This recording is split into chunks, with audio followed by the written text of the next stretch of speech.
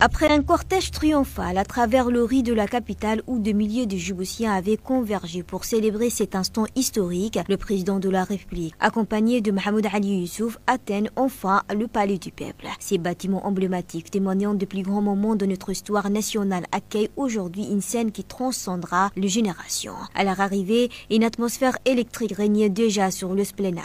La première dame, Khadra Mahmoud Haïd, rayonnante d'une fierté partagée par tous les peuples, était présente pour accueillir chaleureusement le président de la République, le mentor et son protégé. À ses côtés, s'était née toute la classe politique du pays, unissant leur voix dans cette journée mémorable où Djibouti s'est hissé encore plus haut sur la scène africaine.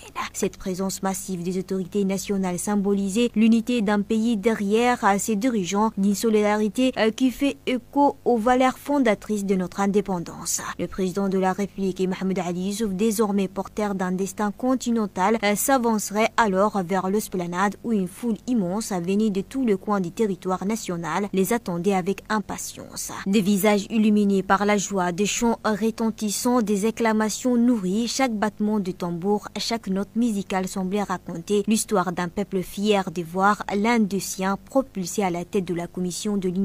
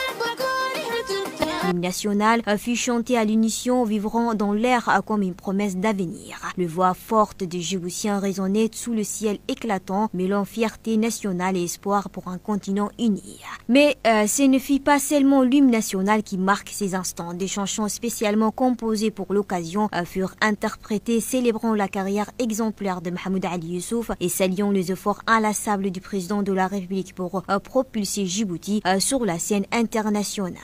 Cette journée restera gravée dans les mémoires comme un moment où Djibouti, petit pays géographiquement, mais grand par ses ambitions, a prouvé qu'il pouvait influencer le destiné du continent. Avec Mohamed Ali Youssouf à la tête de la Commission de l'Union africaine, l'Afrique adhère plus que jamais à une vision commune de paix, de développement et du progrès. Ces rassemblements massifs devant le palais du peuple n'étaient pas seulement une célébration individuelle, mais une déclaration collective. Djibouti est prête à continuer d'écrire l'histoire, main dans la main avec ses frères africains, vers un avenir radieux.